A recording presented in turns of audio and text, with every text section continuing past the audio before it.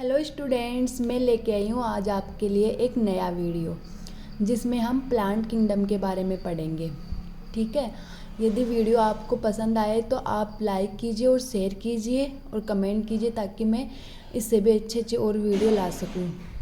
ठीक है, तो देखो बच्चों, हम प्लांट किंगडम के बारे में पढ़ने से पहले हम पढ़ेंगे यहाँ पे RH व्हिटेकर के बारे में। ठीक है, तो देखो RH व्हिटेकर कौन थे। RH व्हिटेकर एक साइंटिस्ट थे जिन्होंने 5 किंगडम सिस्टम दिया। यानी इन्होंने क्या किया, इन्होंने जीवों का वर्गीकरण किया और जीवों का वर्गीकरण करके उनको 5 किंगडम में बांटा। तो जब इन्होंने वर्गीकरण किया तो इनके वर्गीकरण के मापदंड क्या थे। ठीक है, तो देखो इनके वर्गीकरण के माप थे cell structure, thallus, organisation, nutrition, reproduction और जातिवर्तीय संबंध यानी फिलोजेनिक रिलेशनशिप। तो ये 5 इनके आधार थे। इस आधार पे इन्होंने वर्गीकरण किया यानी जीवों को इन्होंने 5 किंगडम में बांटा। किसने? RH व्हिटेकर ने। ठीक है, तो वो 5 किंगडम कौन कौन से हैं? तो देखो बच्चों, वो 5 किंगडम है मोनेरा जगत, प्रोटिस्टा, कवक, प्लांटी और एनिमिलिया। तो इन जीवों को इन्होंने क्या किया, 5 किंगडम में बांटा। देखो मोनेरिया में हम यूनिसेलुलर प्रोक्यूरेटिक जीवों को रखते हैं, प्रोटिस्टा में यूनिसेलुलर यूकेरियोटिक को, और इन तीनों में हम रखते हैं मल्टीसेलुलर यूकेरियोटिक जीवों को यानी बहुकोशिकीय यूकेरियोट्स के इसमें रखते हैं। ओनली प्रोक्यूरेटिक जीवों को किस में रखा जाता है? तो वो है मोनेरा जगत। मोनेरा जगत में हम किसको रखते हैं? प्रोक्यूरेटिक जीवों को।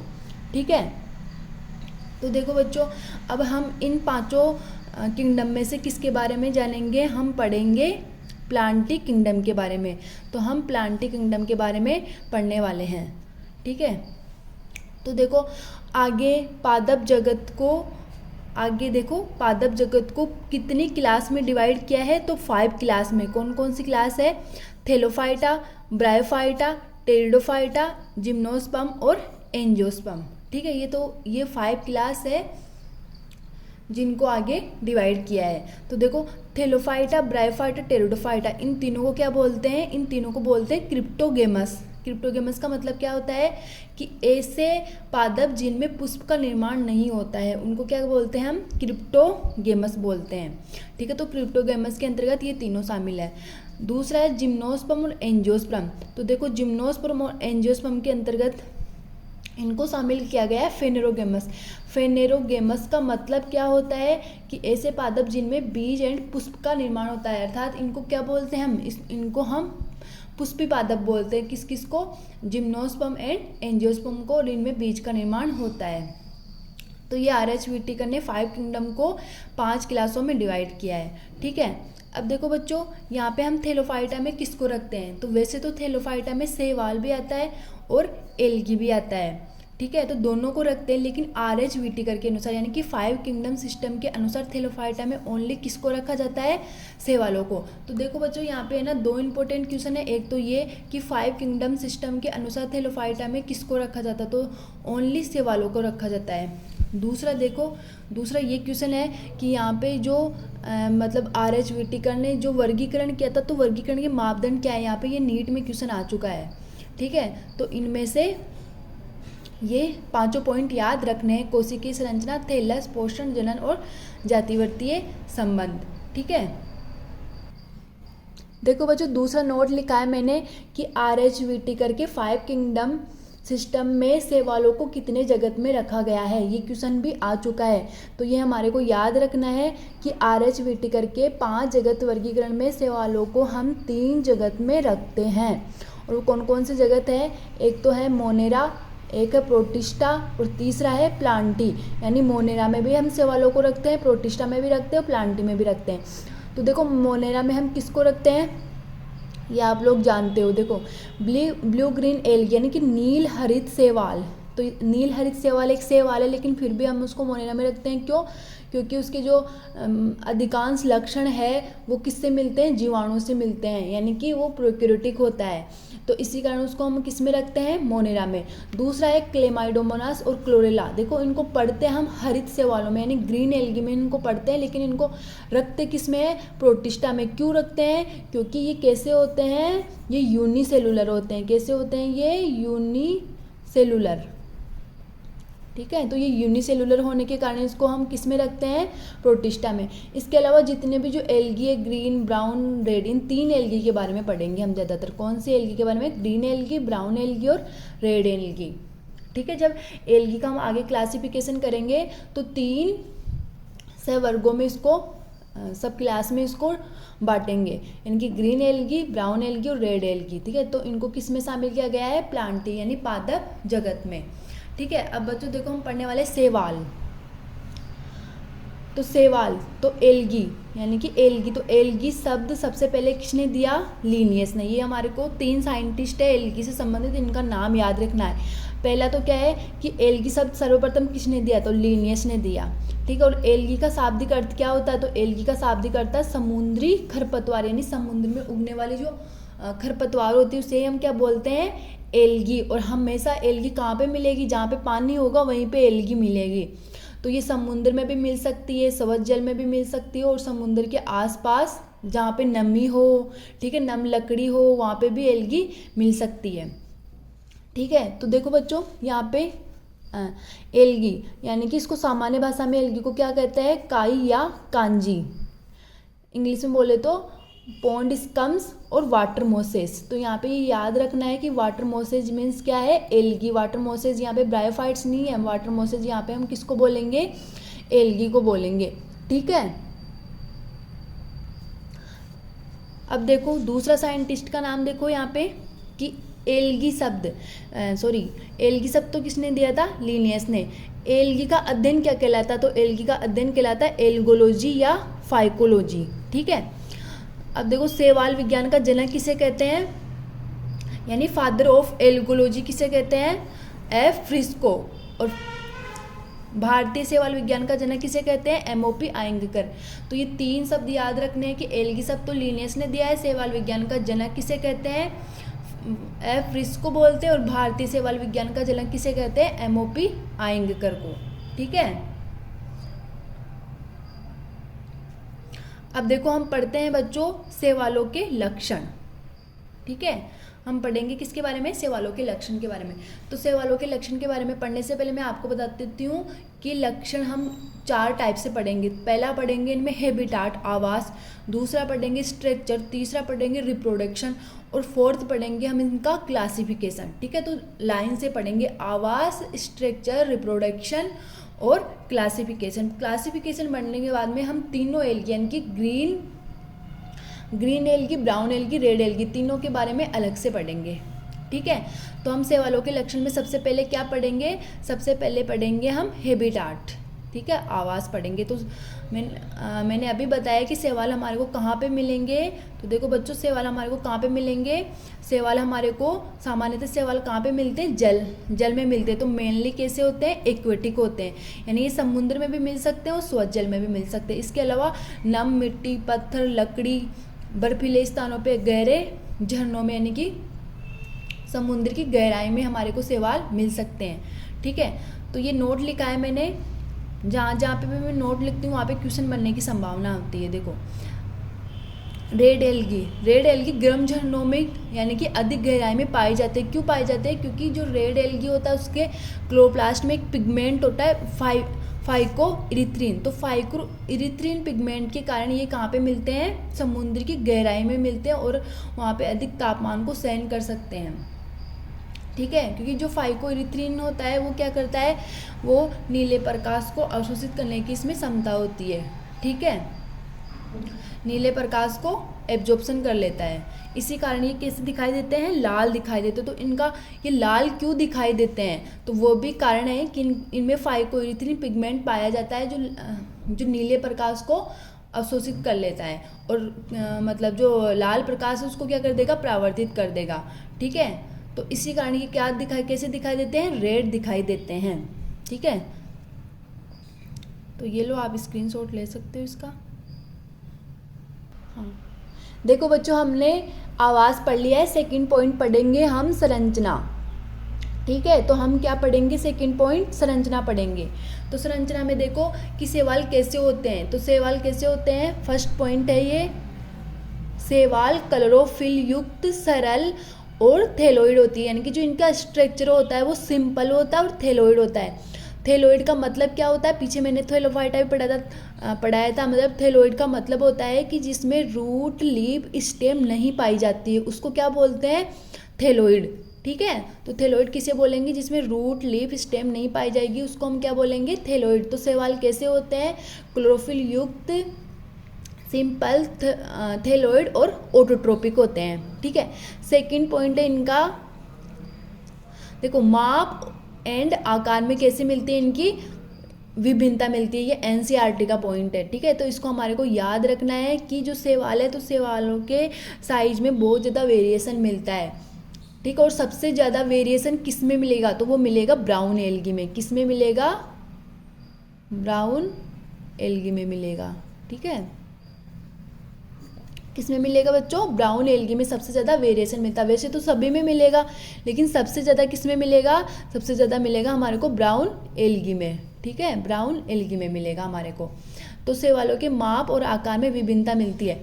अब देखो हम कुछ शैवालों की स्ट्रक्चर पढ़ते हैं, जैसे स्पाइरोगायरा, यूलोथ्रिक्स और क्लेडोफोरा। ये कैसे होते हैं, ये फिलामेंटस एल्गी होते हैं, यानी कि ऐसे देखो प्रत्येक फिलामेंटस से जुड़ करके ऐसे तंतुनुमा, यानी कि ये तंतुनुमा संरचना का निर्माण करते हैं। और प्रत्येक फिलामेंट में यहाँ पे क्या होता है, केंद्रक होता है, तो इसको बोलते हैं फिलामेंटस स्ट्रक्चर। तो फिलामेंटस एल्गी कौन कौन से होते हैं, तो स्पाइरोगायरा, यूलोथ्रिक्स, ये दोनों एनसीईआरटी में दे रखे हैं। ये दोनों मैंने यहाँ पे लिख भी रखा है कि ये दोनों एनसीईआरटी में दे रखे हैं। क्लेडोफोरा को भी याद रखना है। इसके अलावा एक ब्राउन एल्गी होता है एक्टोकार्पस, तो एक्टोकार्पस भी फिलामेंटस एल्गी होता है। ठीक है, तो स्पाइरोगायरा, यूलोथ्रिक्स तो हमारे को याद में रखना है कि ये दोनों कैसे हैं, फिलामेंटस एल्गी। दूसरा देखो मैंने डायग्राम दे रखा है यहाँ पे, ये क्लेमाइडोमोनास का। तो देखो क्लेमाइडोमोनास है और ये नीचे क्लोरेला है, दोनों एक जैसे दिखाई देते हैं लेकिन इनमें कुछ अंतर है। इसमें फ्लैजिला पाई जा रही है और इसमें फ्लैजिला नहीं पाई जाती है। और यहाँ पे देखो, यहाँ पे ये इसका स्टोरेज फूड होता है, जो किसके रूप में होता है, पायरेनोइड के रूप में। तो क्लेमाइडोमोनास और क्लोरेला को हम पढ़ते किस में है, हरित शैवालों में, यानी ग्रीन एल्गी में, लेकिन इनको रखा किस में गया है, प्रोटिस्टा में। ठीक है, तो दोनों में देखो, दोनों कैसे होते हैं, दोनों यूनिसेलुलर होते हैं। क्लोरेला भी यूनिसेलुलर होता है और क्लेमाइडोमोनास भी यूनिसेलुलर होता है, लेकिन अंतर क्या है कि क्लेमाइडोमोनास में फ्लैजिला होता है और क्लोरेला में फ्लैजिला नहीं होता है। ठीक है, ये अंतर होता है इनमें। तीसरा चौथा स्ट्रक्चर दे रखा है वोल्वोक्स का। तो वोल्वोक्स देखो किसके रूप में पाया जाता है, ये कॉलोनी के रूप में, और यहाँ पे इसके अंदर डॉटर सेल्स होती है ये। ठीक है, तो कॉलोनी के रूप में पाया जाने वाला एल्गी कौन सा है, तो वो है वोल्वोक्स। तो ये हमारे को एग्जाम्पल याद रखने हैं। ठीक है, अब देखो तीसरा पॉइंट है इनकी प्लांट बॉडी, कि इनकी मेन प्लांट बॉडी कैसी होती है, मतलब इनका शरीर अगुणित होता है या द्विगुणित होता है। तो इनकी मेन प्लांट बॉडी होती है वो होती है अगुणित, यानी हेप्लॉइड होती है। और इनमें जो पीढ़ी एकांतरण पाया जाता है वो कैसा होता है, युग्मोद्भिद प्रकार का, यानी कि गेमेटोफाइट जनरेशन मिलता है। देखो गेमेटोफाइट भी कैसा होता है, हेप्लॉइड होता है। गेमेटोफाइट शब्द कहाँ से आया है, गेमिट से आया है। कहाँ से आया है ये, गेमिट से। तो इस गेमेटोफाइट से क्या बनते हैं, गेमिट। तो गेमेटोफाइट से बनने वाले गेमिट भी कैसे होंगे, हेप्लॉइड होंगे। तो इनकी जो मेन प्लांट बॉडी होती है वो कैसी होगी, वो होगी गेमेटोफाइट। एक होता है गेमेटोफाइट और एक होता है स्पोरोफाइट। क्या होता है, स्पोरोफाइट। ठीक है, तो गेमेटोफाइट और स्पोरोफाइट, कई प्लांट होते हैं जैसे जिनकी मेन प्लांट बॉडी स्पोरोफाइट होती है, और कई प्लांट होते हैं जिनकी मेन प्लांट बॉडी गेमेटोफाइट होती है। तो वो टाइम पे डिपेंड करता है। जैसे अगर कोई भी प्लांट, अगर वो गेमेटोफाइट जो जनरेशन है उसको अधिक समय के लिए दर्शा रहा है तो उसकी मेन प्लांट बॉडी ये हो जाएगी। अगर वो स्पोरोफाइट को ज़्यादा दर्शा रहा है अधिक समय के लिए तो उसकी मेन प्लांट बॉडी क्या हो जाएगी, स्पोरोफाइट हो जाएगी। तो ये टाइम पे डिपेंड करता है। इसीलिए शैवालों की जो मेन प्लांट बॉडी होती है वो कैसी होती है, वो गेमेटोफाइट होती है। तो ये हमारे को याद रखना है कि मेन प्लांट बॉडी इनकी कैसी होती है, हेप्लॉइड होती है। दूसरा पॉइंट देखो कि सभी शैवाल कैसे होते हैं, हेप्लॉइड होते हैं, लेकिन इसका एक अपवाद है, वो है फ्यूकस। देखो बच्चों, फ्यूकस कैसा होता है, फ्यूकस होता है डिप्लॉइड, यानी कि इसकी जो लाइफ साइकिल होती है वो डिप्लॉन्टिक होती है, यानी ठीक है। तो फ्यूकस कैसा होता है, एकमात्र ऐसा शैवाल है जो कैसा है, हेप्लॉइड। ठीक है, कैसा है बच्चों, हेप्लॉइड, सॉरी डिप्लॉइड। और इसके अलावा जो अदर शैवाल है वो कैसे हैं, हैप्लॉइड। तो फ्यूकस कैसा है, डिप्लॉइड। दूसरा पॉइंट देखो, अधिकांश शैवालों के जेनेटिक ऑर्गन होते हैं वो कैसे होते हैं, यूनिसेलुलर और जैकेटलेस। ठीक है, तो जो शैवालों के जो लैंगिक अंग होते हैं, यहाँ पे क्या पढ़ा रहे हैं, शैवालों के लैंगिक अंग। तो देखो शैवालों के जो लैंगिक अंग होते हैं वो कैसे होते हैं, एक कोशिकीय होंगे और जैकेटलेस। इसका मतलब क्या है कि वो यूनिसेलुलर होंगे और उनके चारों ओर क्या नहीं होगा, कोई भी आवरण नहीं पाया जाएगा, तो उसको क्या बोलते हैं हम, जैकेटलेस। ठीक है, तो इसका अपवाद क्या है, कारा। कारा में देखो जो लैंगिक अंग होंगे वो कैसे होंगे, बहुकोशिकीय यानी मल्टी सेलुलर और जैकेटेड।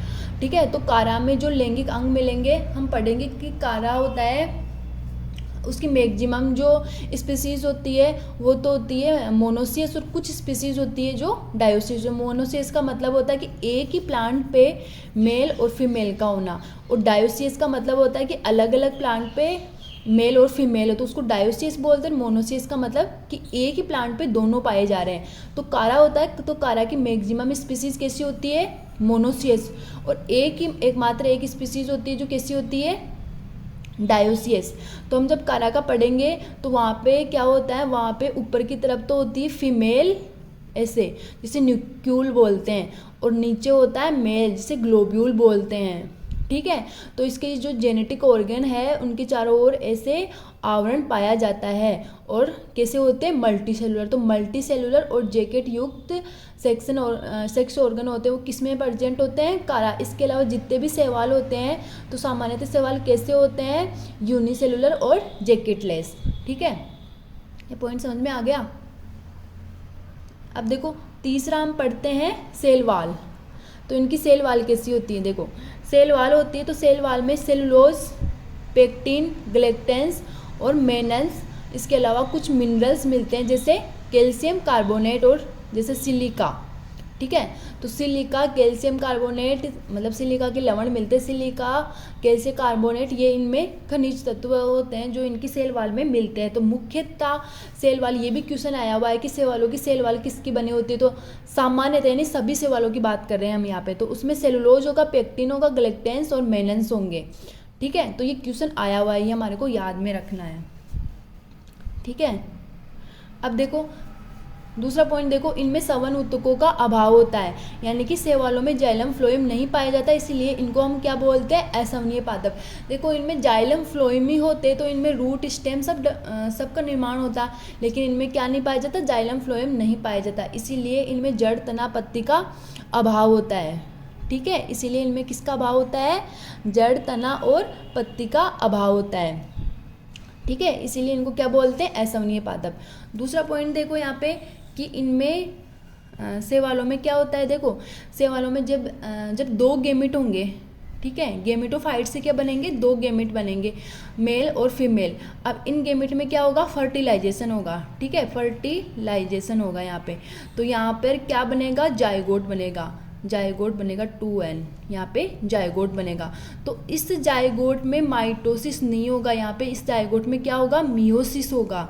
ये क्वेश्चन भी आ चुका है नीट में।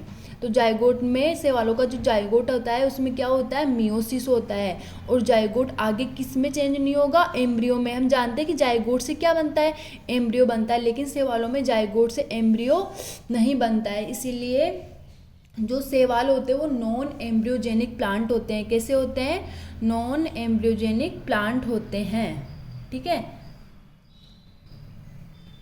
तो देखो मैं एक बार और बता देती हूँ कि संरचना में हमने सबसे पहले पॉइंट पढ़ा कि शैवाल क्लोरोफिल युक्त, थैलोइड और ऑटोट्रोपिक होते हैं। सेकंड, इनके माप और आकार में विभिन्नता मिलती है, और सबसे ज़्यादा किस में मिलेगी, वो मिलेगी ब्राउन एल्गी में।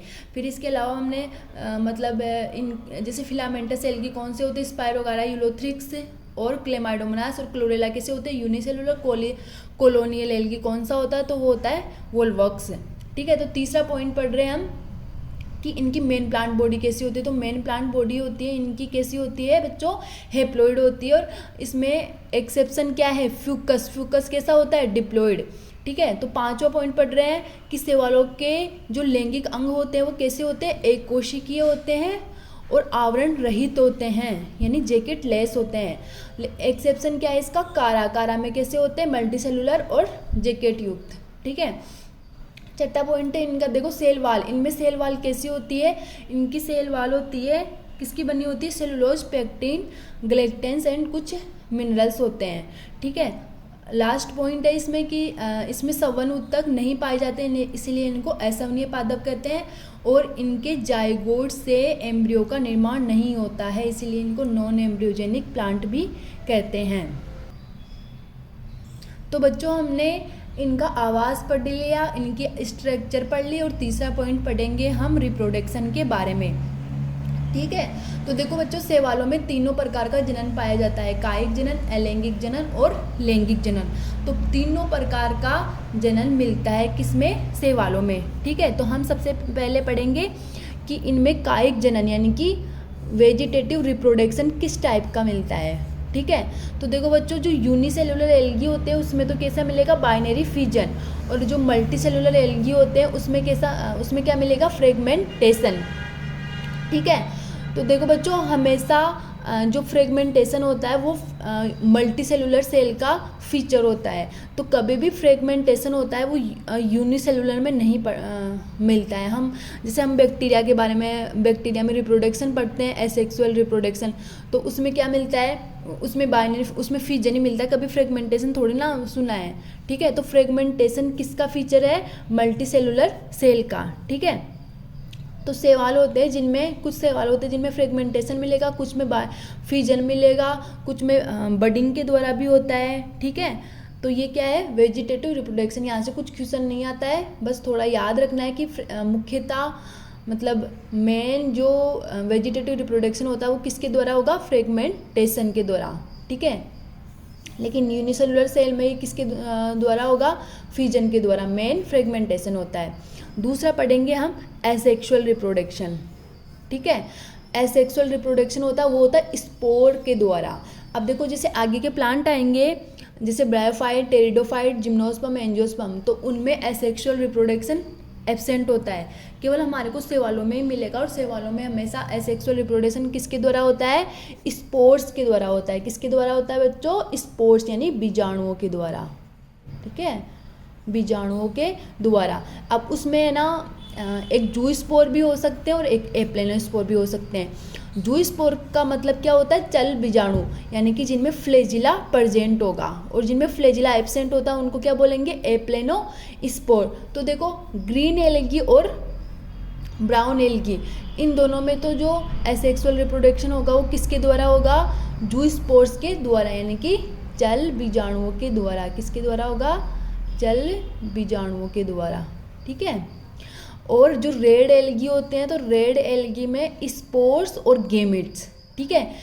स्पोर्स गेमिट्स दोनों कैसे होते हैं, नॉन फ्लैजिलेट। तो रेड एल्गी में जो एसेक्सुअल रिप्रोडक्शन होगा वो किसके द्वारा होगा, एप्लेनोस्पोर, यानी कि जो स्पोर हो गए उनमें फ्लैजिला क्या होगा, एब्सेंट होगा, ठीक है। तो हमने वेजिटेटिव पढ़ लिया, एसेक्सुअल पढ़ लिया। तीसरा पढ़ेंगे हम सेक्सुअल रिप्रोडक्शन। कौन सा पढ़ेंगे, सेक्सुअल रिप्रोडक्शन, ठीक है। तो देखो सेक्सुअल रिप्रोडक्शन 3 टाइप का होता है, आइसोगेमस, एनाइसोगेमस और उगेमस, ये 3 टाइप का होता है, ठीक है। इसके अलावा आगे हम पढ़ेंगे ना, आगे के जो प्लांट पढ़ेंगे उनमें सभी में उगेमस प्रकार का मिलेगा, यानी कि ब्रायोफाइट से लेकर के एंजियोस्पर्म तक उगेमस प्रकार का मिलेगा, जबकि शैवालों में तीनों प्रकार का मिलता है। और इनके हम कुछ एग्जाम्पल भी याद करेंगे जो एनसीईआरटी में भी दे रखे हैं और एग्जाम में भी पूछे जाते हैं, ठीक है। तो फर्स्ट पढ़ेंगे हम आइसोगेमस। तो देखो बच्चों, आइसोगेमस यानी समयुग्मकी। तो समयुग्मकी का मतलब क्या होता है, देखो समयुग्मकी यानी कि जो युग्मक होंगे दोनों साइज में कैसे होंगे, सेम होंगे, ठीक है। दोनों गेमिट्स कैसे होंगे, जो मेल और फीमेल गेमिट होंगे वो कैसे होंगे, साइज में सेम होंगे। तो दोनों युग्मक कैसे होंगे, सेम साइज के होंगे, यानी मॉर्फोलॉजिकली सिमिलर साइज़ के गेमिट्स होंगे यहाँ पे। अब देखो ये भी सेम साइज़ का है, ये भी सेम साइज़ का, और यहाँ पे ये दोनों भी सेम साइज़ के हैं, लेकिन इनमें अंतर क्या है कि इसमें फ्लैजिला नहीं मिल रहा है और इन दोनों में फ्लैजिला मिल रहा है, ठीक है। तो जिसमें फ्लैजिला होगा उसको क्या बोल लेंगे हम, मोटाइल, और जिसमें फ्लैजिला नहीं होगा उसको क्या बोलेंगे हम, नॉन मोटाइल। तो गेमिट्स कैसे होते हैं, वो मोटाइल भी हो सकते हैं, नॉन मोटाइल भी हो सकते हैं। अब देखो मोटाइल किस में मिलेंगे, यूलोथ्रिक्स, क्लेमाइडोमोनास और क्लेडोफोरा, इन तीनों में कैसे मिलेंगे, मोटाइल मिलेंगे, लेकिन साइज में कैसे होंगे, समान साइज के होंगे। ठीक है, दोनों गेमेट्स कैसे होंगे, समान साइज के होंगे और कैसे होंगे, मोटाइल होंगे। अब जिसमें दोनों गेमेट्स सेम साइज के हो लेकिन नॉन मोटाइल हो, तो उसका एग्जाम्पल एकमात्र क्या है, स्पाइरोगायरा, यानी कि समयुग्मकी में आइसोगेमस प्रकार के रिप्रोडक्शन में जो नॉन मोटाइल होता है, तो उसका एग्जाम्पल क्या है, ओनली स्पाइरोगायरा। तो स्पाइरोगायरा कैसा होता है, इसके गेमेट्स कैसे होते हैं, नॉन मोटाइल। क्वेश्चन भी पूछा हुआ है, तो हमारे को याद रखना है कि सेम साइज के नॉन मोटाइल गेमेट्स किस में पाए जाते हैं, सेम साइज के नॉन मोटाइल गेमेट किस में मिलेंगे, स्पाइरोगायरा में। ठीक है, अब देखो एक्टोकार्पस, तो एक्टोकार्पस किस में आता है, ये ब्राउन एल्गी में आता है। तो एक्टोकार्पस होता है, तो एक्टोकार्पस में भी क्या होता है, ये भी इसकी जो मैक्सिमम स्पीसीज होती है वो कैसी होती है, आइसोगेमस प्रकार की। ठीक है, और कुछ स्पीसीज होती है जिसमें एनाइसोगेमस टाइप का भी सेक्सुअल रिप्रोडक्शन मिलता है। तो एक्टोकार्पस होते हैं ना, वो आइसोगेमस और एनाइसोगेमस दोनों टाइप का सेक्सुअल रिप्रोडक्शन मिलता है, किसमें, एक्टोकार्पस में। दूसरा रिप्रोडक्शन पढ़ेंगे हम, दूसरा टाइप पढ़ेंगे हम एनाइसोगेमस, इसको बोलते हैं असमयुग्मकी। इसका मतलब क्या होगा कि इसमें जो गेमेट्स होंगे वो कैसे होंगे, अनसिमिलर होंगे। ठीक है, तो मतलब असमान आकार के युग्मक मिलेंगे किसमें, एनाइसोगेमस प्रकार के सेक्सुअल रिप्रोडक्शन में। तो इसमें ऐसा जरूरी नहीं है कि मेल ही बड़ा होगा या फिर फीमेल बड़ी होगी, इसमें कोई से भी गेमेट्स मतलब बड़े छोटे हो सकते हैं। ठीक है, तो इसको क्या बोलेंगे हम, एनाइसोगेमस। और इसका एग्जाम्पल याद रखना हमारे को, क्लेमाइडोमोनास। तो देखो बच्चों, मैंने एक नोट लिखा है, इस नोट में मैंने लिखा है कि क्लेमाइडोमोनास की कुछ नहीं, यहाँ पे अधिक आएगा। ठीक है, तो क्लेमाइडोमोनास की जो मैक्सिमम स्पीसीज होती है वो तो कैसी होती है, आइसोगेमस प्रकार की, कैसी होती है, समयुग्म की, यानी आइसोगेमस प्रकार की। कुछ होती है जो असमयुग्म की होती है और कुछ होती है जो विषम युग्मजी होती है।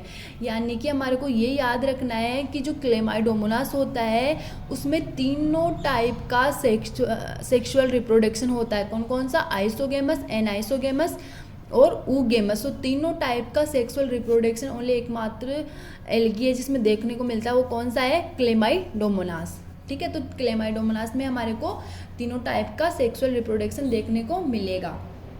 अब हम पढ़ेंगे आगे ऊगेमस के बारे में। ठीक है बच्चों, तो यहाँ पे हो गया। तो हम तीसरे रिप्रोडक्शन के बारे में पढ़ेंगे, ऊगेमस। देखो, विषम युग्मजी, इसका मतलब क्या होता है, विषम युग्मजी, यानी दोनों का जो साइज होगा वो कैसा होगा, डिफरेंट होगा। लेकिन कैसे होगा, देखो इसमें जो फीमेल होती है हमेशा मेल से कैसी होगी, साइज में बड़ी होगी। तो ये याद रखना है कि ऊगेमस प्रकार का जो सेक्सुअल रिप्रोडक्शन होता है उसमें फीमेल हमेशा मेल से साइज में कैसी होती है, बड़ी होती है। ठीक है, तो फीमेल बड़ी होगी और कैसी होगी, नॉन मोटाइल, यानी इसमें फ्लैजिला नहीं पाया जाएगा। तो फीमेल साइज में मेल से हमेशा बड़ी होगी और नॉन मोटाइल होगी। ठीक है, और जो मेल होगा वो छोटा होगा और कैसा होगा, मोटाइल होगा। ठीक है, तो इसमें जो फीमेल सेक्स ऑर्गन है उसको तो हम बोलते हैं, देखो बच्चों यहाँ पे लिख रखा है एंथ्रेडियम, यानी कि नर जननांग, यानी मेल सेक्स ऑर्गन। ठीक है, सॉरी, हाँ, मेल सेक्स ऑर्गन को तो क्या बोलेंगे, एंथ्रेडियम, और मादा सेक्स ऑर्गन को क्या बोलेंगे, ऊगोनियम। ठीक है, यानी हिंदी में क्या बोलते हैं उसको, अंडधनी। तो देखो बच्चों, यहाँ पे ना ये वर्ड याद रखना है कि सेवालों में अंडधानी मिलती है, स्त्रीधानी नहीं, यानी कि सेवालों में ऊगोनियम मिलता है, आर्किगोनियम नहीं। जबकि हम आगे ब्रायोफाइट्स और टेरिडोफाइट्स ये पढ़ेंगे तो इनमें क्या मिलती है, इनमें आर्किगोनियम मिलती है, यानी स्त्रीधानी मिलती है। जबकि सेवालों में क्या मिलती है बच्चों, सेवालों में मिलती है उगोनियम। ठीक है, यानी अंडधानी, और इसमें एग होता है। ऐसे ही एंथ्रेडियम, जो इसके मेल सेक्स ऑर्गन होते हैं, तो एंथ्रेडियम होता है। तो एंथ्रेडियम से किसका फॉर्मेशन होता है, यहाँ पे एंथ्रोजोइड्स, जो कि गेमेट्स होते हैं। तो एंथ्रोजोइड्स यानी एंथ्रोजोइड्स और एग। एंथ्रोजोइड्स ये क्या है, मेल गेमिट है, और ये क्या है, एक फीमेल गेमिट है। दोनों में फर्टिलाइजेशन होगा, फर्टिलाइजेशन से क्या बनेगा, जायगोट, लेकिन उस जायगोट से एम्ब्रियो का डेवलप नहीं होगा। ठीक है, तो एम्ब्रियो का डेवलपमेंट नहीं होगा। ठीक है, तो ये हो गया हमारा ऊगेमस टाइप का सेक्सुअल रिप्रोडक्शन। और इसके एग्जाम्पल पढ़ लेते हैं। देखो इसके मेन एग्जाम्पल क्या है, इसके मेन एग्जाम्पल है वोल्वॉक्स, वोल्वक्स और फ्यूकस, और तीसरा है कारा। देखो ये क्या है कि ऐसा इसलिए हो रखा है क्योंकि मैंने पहले प्रैक्टिस किया था तो वीडियो अच्छा नहीं बना था, इसीलिए ये ऐसा हो गया है। ठीक है, तो देखो वोल्वोक्स और फ्यूकस, और तीसरा एग्जाम्पल क्या है, कारा। तो इन तीनों में क्या, ये तीनों किस टाइप के होते हैं, उगेमस टाइप के, यानी कि तीनों में उगेमस टाइप का सेक्सुअल रिप्रोडक्शन मिलता है। तो ये दोनों एनसीईआरटी में दे रखे हैं, हमारे को याद रखना है पूरे एल्गी में, एक तो वोल्वोक्स है, एक फ्यूकस और एक कारा। इन ये तीनों किस टाइप के होते हैं, उगेमस टाइप का सेक्सुअल रिप्रोडक्शन मिलेगा। इसके अतिरिक्त जो रेड एल्गी है, तो देखो बच्चों रेड एल्गी होता है उसमें ओनली उगेमस टाइप का ही सेक्सुअल रिप्रोडक्शन प्रेजेंट होता है। यानी हम ग्रीन एल्गी पढ़ेंगे, ब्राउन एल्गी पढ़ेंगे, तीनों में तीनों टाइप का सेक्सुअल रिप्रोडक्शन मिलेगा, यानी कि आइसोगेमस, एनाइसोगेमस, उगेमस, तीनों टाइप का मिलेगा। किन किन में, किस किस में, ग्रीन एल्गी में और ब्राउन एल्गी में। जबकि रेड एल्गी में, तो रेड एल्गी में कैसा मिलेगा, रेड एल्गी में ओनली उगेमस टाइप का सेक्सुअल रिप्रोडक्शन मिलता है, लेकिन वहाँ पे जो मेल होता है तो मेल में फ्लैजिला नहीं होता है। तो रेड एल्गी के गैमेट्स कैसे होते हैं, नॉन मोटाइल।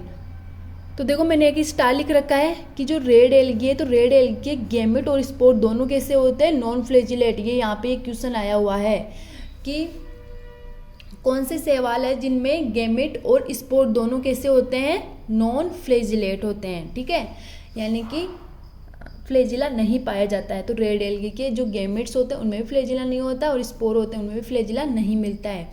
तो कौन कौन से सवाल हैं जिनमें फ्लैजिला नहीं मिलता है, तो एक तो रेड एल्गी है पूरा का पूरा, और दूसरा है साइनोबैक्टीरिया। तो साइनोबैक्टीरिया की किसी भी स्पीसीज में क्या नहीं मिलता है, फ्लैजिला नहीं मिलता है। तो ये क्वेश्चन पूछा हुआ है, ठीक है, कि रेड एल्गी और साइनोबैक्टीरिया में क्या नहीं मिलता बच्चों, फ्लैजिला नहीं मिलता, फ्लैजिला एब्सेंट होता है। ठीक है, अब देखो आगे का पॉइंट है क्लासिफिकेशन। क्लासिफिकेशन पढ़ने से पहले मैं आपको एक ये नोट लिखा रखा है, इस नोट के बारे में पढ़ाती हूँ। तो देखो एसेक्सुअल रिप्रोडक्शन इन क्लेमाइडोमोनास, ठीक है, हमने सेक्सुअल रिप्रोडक्शन पढ़ा था पीछे। तो सेक्सुअल रिप्रोडक्शन तो क्लेमाइडोमोनास में तीनों टाइप का होता है। क्या है क्लेमाइडोमोनास के बारे में मतलब बहुत सारे क्वेश्चन पूछ लेते हैं, ठीक है, इसके बारे में क्या होता है, क्वेश्चन पूछ लेते हैं। तो देखो क्लेमाइडोमोनास होता है, तो क्लेमाइडोमोनास में अगर सेक्सुअल रिप्रोडक्शन की बात करें, यानी कि लैंगिक जनन की बात करें, तो तीनों टाइप का होता है, आइसोगेमस, एनाइसोगेमस, उगेमस। अब मैं बता रही हूँ एसेक्सुअल रिप्रोडक्शन, तो मैंने बताया था जूस्पोर के द्वारा। किसके द्वारा बताया था कि सामान्यतः सभी सवालों में किसके द्वारा होता है, जूस्पोर्स के द्वारा, एक रेड एल्गी को छोड़ करके।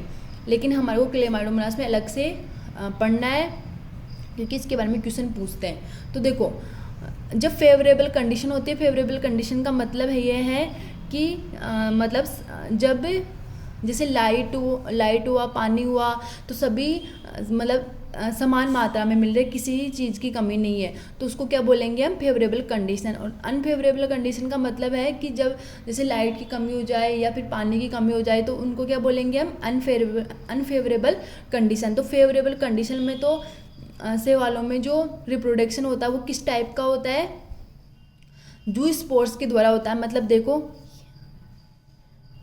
ये क्लेमाइडोमोनास है, इसमें ये 2 फ्लैजिला पाए जा रहे हैं, ठीक है, 2 फ्लैजिला पाए जा रहे हैं, ठीक है, ये 2 फ्लैजिला मिलते हैं। तो दोनों कैसे होते हैं, सेम साइज के होते हैं। तो और इसके अंदर क्या होता है, प्रोटोप्लास्ट होता है। तो इसका क्या करेगा, जो ये प्रोटोप्लास्ट है यानी प्रोटोप्लाज्म है, वो 2 भागों में डिवाइड हो जाएगा, ऐसे 2 भागों में डिवाइड हो जाएगा। प्रत्येक में क्या होगा, यहाँ पे केंद्रक होगा, ठीक है, और फिर बाद में इनके चारों ओर वाल का निर्माण हो जाएगा और फ्लैजिला का निर्माण हो जाएगा, ठीक है। और बाद में क्या होगा, मतलब इनमें पहले तो इनमें क्या होगा, माइटोसिस होगा, माइटोसिस से 2 से ये 4 बनेंगे, 4 से 8 बनेंगे, फिर इनके चारों ओर वाल का निर्माण होगा, फ्लैजिला बन जाएगी, और इनकी जो बाहरी वाल है वो फट करके यहाँ स्पोर बाहर की ओर आ जाएंगे। तो इस प्रकार का रिप्रोडक्शन होता है फेवरेबल कंडीशन में जूस्पोर के द्वारा। अब देखो अनफेवरेबल कंडीशन होती है, तो यहाँ पे क्या होता है कि अनफेवरेबल कंडीशन आते ही ये क्लेमाइडोमोनास क्या करता है, अपनी फ्लैजिला को गिरा देता है, ठीक है, तो उसको क्या बोलेंगे, एप्लेनोस्पोर, और चारों ओर थिन वाल का फॉर्मेशन कर लेता है, ठीक है। तो उसी प्रकार से प्रोटोप्लाज्म होता है, उसका डिवीजन होगा, माइटोसिस होगा, माइटोसिस से 2 4 6 मतलब 2 4 8 बनेंगे, स्पोर बनेंगे, उनके चारों ओर थिन वाल का फॉर्मेशन होगा। ऐसे ही हाइप्नोस्पोर में होता है, लेकिन वहाँ पे थिन की जगह थिक वाल का फॉर्मेशन होता है। तीसरी स्टेज है पाल्मेला स्टेज। ये बहुत इंपॉर्टेंट और लैब असिस्टेंट में क्वेश्चन आया था कि पाल्मेला स्टेज होती है वो किन में मिलती है, कौन से शैवालों में मिलती है। तो हरित शैवालों में मिलती है, ब्राउन में मिलती है, वहाँ पे ऑप्शन आया था क्लेमाइडोमोनास हुआ, फ्यूकस, ऐसे कुछ मतलब ऑप्शन थे। तो पाल्मेला स्टेज बताओ बच्चों किस में मिलती है, क्लेमाइडोमोनास में। क्लेमाइडोमोनास में अनफेवरेबल कंडीशन में पाल्मेला स्टेज के द्वारा इसमें रिप्रोडक्शन होता है। पाल्मेला स्टेज क्या होती है देखो, तो पाल्मेला स्टेज में क्या होता है कि जब ये यहाँ पे प्रोटोप्लाज्म का डिवीजन होगा तो यहाँ पे जो स्पोर बनेंगे, जो सेल वाल होती है ना, ये क्लेमाइडोमोनास की सेल वाल होती है, वो एक म्यूसिलीजिनेसिस शीत का फॉर्मेशन करती है, यानी कि चारों ओर अपनी ओर एक शीत का फॉर्मेशन कर लेती है, थिक शीत का फॉर्मेशन कर लेती है। ठीक है। तो जैसे फेवरेबल कंडीशन आएगी और वो हट जाएगी और स्पोर बाहर निकल जाएगी, तो इसे हम क्या बोलते हैं, पाल्मेला स्टेज। तो पाल्मेला स्टेज क्या है, अलैंगिक जनन की एक विधि है जो किस में मिलती है, एक तो मिलती है हमारे पास क्लेमाइडोमोनास में और दूसरी कहाँ पे मिलेगी, दूसरी मिलेगी यूग्लिना में। ठीक है बच्चों। अब देखो, अब हम पढ़ेंगे चौथा पॉइंट क्लासिफिकेशन। तो हम लोगों ने आवास पढ़ लिया, संरचना पढ़ ली, रिप्रोडक्शन पढ़ लिया, और चौथा पॉइंट पढ़ेंगे हम क्लासिफिकेशन। क्लासिफिकेशन के बारे में मैं आपको अगले वीडियो में बताऊंगी। मैं यहाँ पे इतना बता देती हूँ कि शैवालों का क्लासिफिकेशन यानी कि वर्गीकरण किसके आधार पे किया गया है। तो शैवालों का जो मेन वर्गीकरण है वो तो किसके आधार पर किया गया है बच्चों, प्रकाश संश्लेषी वर्णकों के आधार पर, यानी फोटोसिंथेटिक पिगमेंट के आधार पर इनका क्लासिफिकेशन किया गया है। इसके अलावा इनमें सेल वाल, फ्लैजिला और स्टोरेज फूड यानी संचित भोजन, इसके आधार पे भी इनका क्लासिफिकेशन किया गया है। तो हम चारों के आधार पे इनका क्लासिफिकेशन पढ़ेंगे कि इनका क्लासिफिकेशन कितने वर्गों में करेंगे, 3 में। ठीक है, ग्रीन एल्गी, ब्राउन एल्गी और रेड एल्गी। ठीक है, ग्रीन, ब्राउन और रेड एल्गी, 3 भागों में इनको वर्गीकृत करेंगे। और हम पढ़ेंगे प्रकाश संश्लेषी वर्णकों के आधार पे सेल वाल, फ्लैजिला और संचित भोजन। अगर ऑप्शन में आप लोगों के पास ही चारों आ जाए तो हमारे को आंसर कौन सा करना है, ये वाला करना है फर्स्ट, क्योंकि मेन इनका क्लासिफिकेशन किया गया वो किसके आधार पे किया गया है, प्रकाश संश्लेषी वर्णकों के आधार पे। ठीक है बच्चों। तो देखो बच्चों, हम क्लासिफिकेशन तो अगली क्लास में पढ़ेंगे। मैं आपके लिए 5 क्वेश्चन लेके आई हूँ। ठीक है, इन 5 क्वेश्चनों के आंसर आपको कमेंट बॉक्स में देने हैं, और जब मैं अगला वीडियो पढ़ाऊंगी उसमें मैं इनका आंसर आप लोगों को बता दूंगी। तो यहाँ पे मैं सिर्फ आपको पढ़ करके बता रही हूँ, और आप स्क्रीनशॉट ले लेना इसका और आंसर कमेंट बॉक्स में दे देना। ठीक है, तो अगले वीडियो में हम इनके आंसर बताएंगे, और अगले वीडियो में हम सवाल को क्लासिफिकेशन पढ़ेंगे और एक एक सवाल को पढ़ेंगे, और इसके अलावा उनके महत्व को भी पढ़ेंगे, जैसे इनके कौन से आर्थिक महत्व होते हैं, मतलब कौन सा शैवाल होते हैं जो परजीवी भी होते हैं। ठीक है, तो देखो यहाँ पे क्वेश्चन देखते हैं। पहला क्वेश्चन है, निम्न में से कौन सी शैवाल है जो सतह तथा गर्म झरनों में पाई जाती है, क्लोरोफाइसी, फियोफाइसी, रोडोफाइसी और साइनोफाइसी। दूसरा क्वेश्चन है, शैवालों के संबंध में असत्य कथन को छाटिए। ऐसे क्वेश्चन बहुत ही नीट में जो क्वेश्चन आते हैं वो इस टाइप के ही आते हैं, सत्य कथन को छाटिए और असत्य कथन को छाटिए। देखो, इसके अलावा ये मेरा video 1st grade, 2nd grade, प्रयोगशाला सहायक सभी के लिए है। ठीक है, तो देखो, शैवालों के संबंध में असत्य कथन को छाटिए। पहला ऑप्शन है, इनके माप तथा आकार में विभिन्नता मिलती है। 2nd, क्लोरोप्लास्ट की आकृति में अधिक विभिन्नता हरे शैवालों में होती है। तीसरा पॉइंट है, इनकी मुख्य काय बीजाणुद्भिद होती है। चौथा पॉइंट है, इनके लैंगिक जननांग, यहाँ पे क्या होगा, यहाँ पे बच्चों देखो लैंगिक जननांग होगा, यानी कि सेक्स ऑर्गन होंगे। यहाँ पे इंग्लिश में लिख देती हूँ, सेक्स ऑर्गन। तो इनके जो लैंगिक अंग होते हैं वो कैसे होते हैं, सामान्यतः एक कोशिकीय होते हैं। ये 4th ऑप्शन है। तीसरा क्वेश्चन है, देखो, चाय का लाल कीट रोग यानी कि रेड रस्ट, यहाँ पे लिख देती हूँ रेड रस्ट।